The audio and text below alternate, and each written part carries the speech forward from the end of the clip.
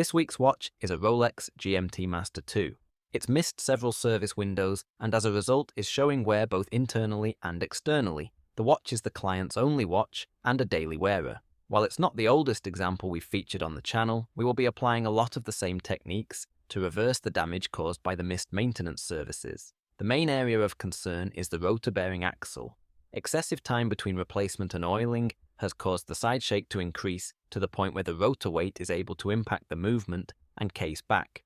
This not only causes inefficient winding, but also damage to the movement. In this example, the inside of the case back has a visible black dust. This is a mixture of rhodium and brass removed from the movement plates as the rotor impacts them during wear. There's also a lot of dirt around the case and bracelet, including underneath the ceramic insert and inside the bracelet links. We'll remove this with both manual and ultrasonic cleaning. You can also see a lot of scratches and a large dent in the case. The crown is operating correctly, including the GMT feature and date. The screw threads on the crown and case tube look to be in good shape. We will replace the seals and pressure test the watch after service to make sure it is waterproof to at least 300 meters depth.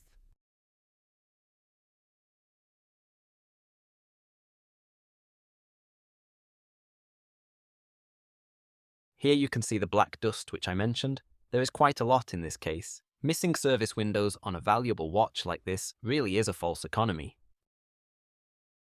As you can see firsthand in this case, running a watch without fresh oil does cause wear to any moving parts in the movement, wherever two surfaces rub against each other. Once this wear has occurred, it can only be reversed by replacing parts. This can become very costly.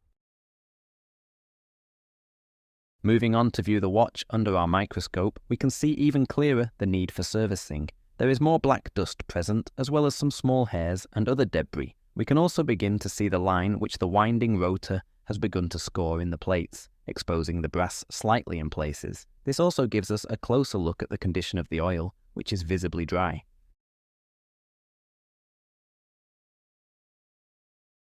This view clearly shows the wear to the rhodium plating, with the brass showing through in places.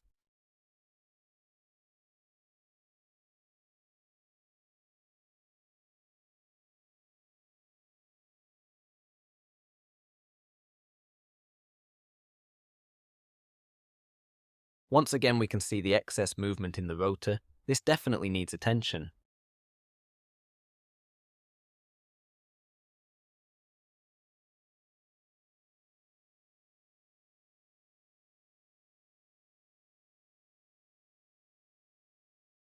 Here, we're removing the movement from the case and bracelet are passed on to my colleague for refinishing whilst I work on the movement itself.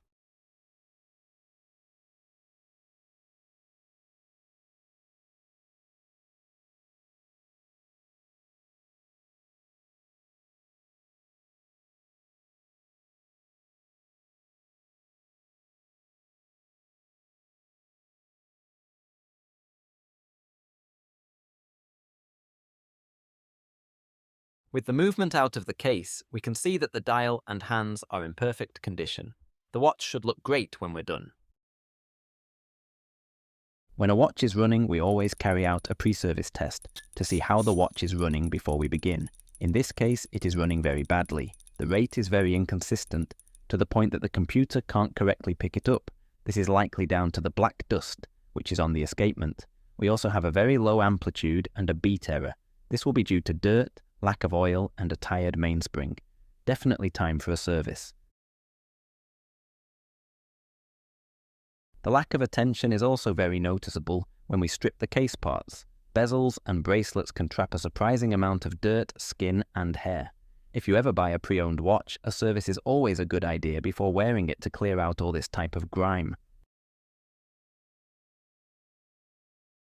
Dirt will also increase the rate of wear to the bracelet. It grinds the metal surfaces away as your wrist moves over the years. Regular ultrasonic cleaning will reduce this wear and prolong the life of the bracelet.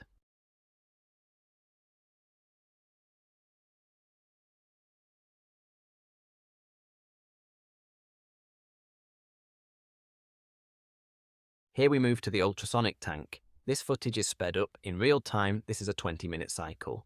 At this speed, you can begin to see the amount of dirt which is trapped between the links.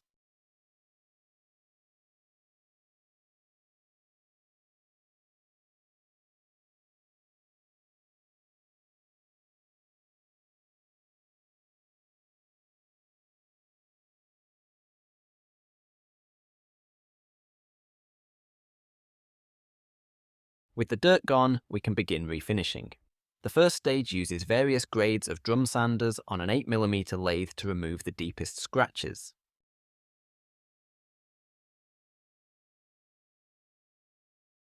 With the refinishing done, after another ultrasonic cleaning, the case can be reassembled, ready for the finished movement.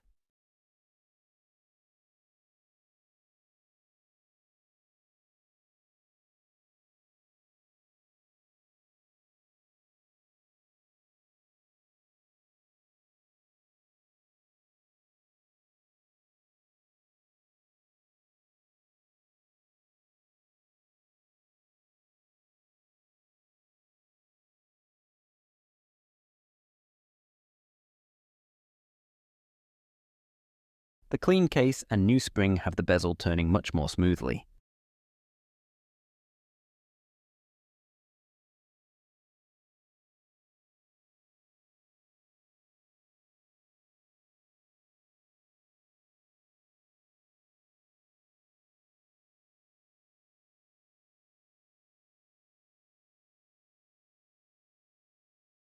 It's time to rebuild the movement. It has been stripped to the last component. Any parts showing wear are replaced.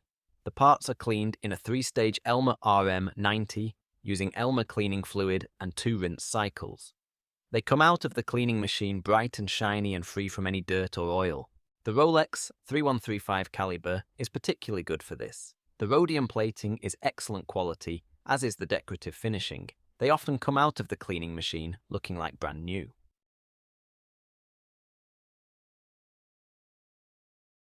I often use these hand bellows. It is a good habit to develop. When we first started using microscopes, it revealed just how important cleanliness while working is. It is very easy for tiny particles to work their way into the movement whilst assembling.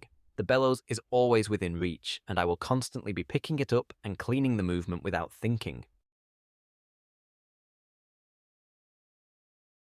In our upcoming videos, you will begin to see much more movement detail. The new camera equipment will allow 4K macro shots, so you can see the results in much better detail.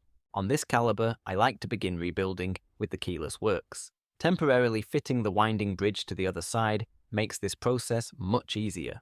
This method of rebuilding this movement was shown to me by a former head of the UK Rolex workshop during a training session. For anyone wondering why I like to wear gloves, as a lot of people mention this in YouTube comments, when we complete a movement service, we always check the work under a microscope afterwards. If I wear gloves, it prevents tiny particles of skin from getting into the oils and makes the whole process cleaner. It's as simple as that, really. There seems to be an older generation of watchmakers who seem to be very against this for some reason. If a watchmaker prefers to not wear gloves, that's fine too. Some people prefer finger cots, which I've never liked. I personally don't see it as a big deal, and I'm a bit bemused by the amount of people who send emails about it, especially the very angry ones. It's just personal preference.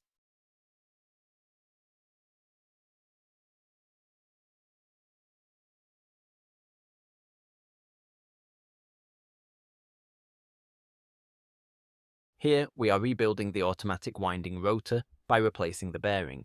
A staking set is used to remove the old rivet and fit a new bearing in place. It is important to ensure that the staking set is properly aligned and the correct hole and stakes are used. The part of the rotor where the bearing is mounted is quite thin, and without support it will easily deform when the old rivet is removed. I generally prefer to replace the whole automatic assembly rather than rebuild the old one, but in this case the customer opted for only a bearing replacement.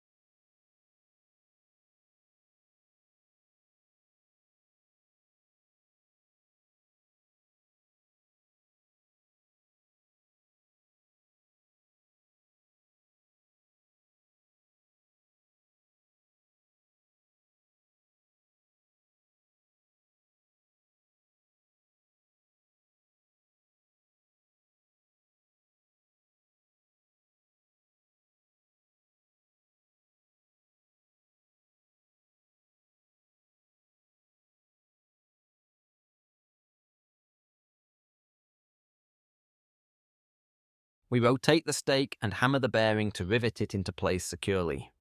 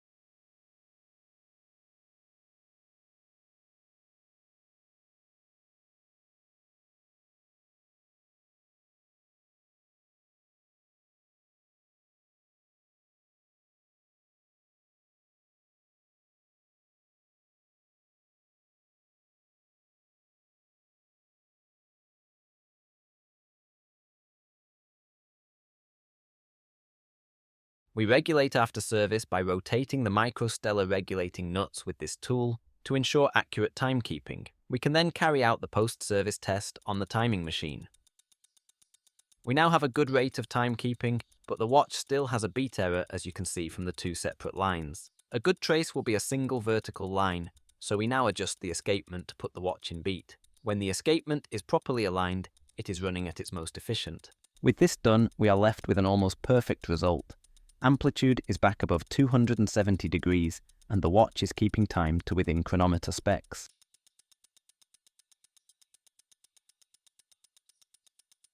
If you do enjoy these videos, please let us know by hitting the like button. There's a small minority of people who complain about content when we produce it.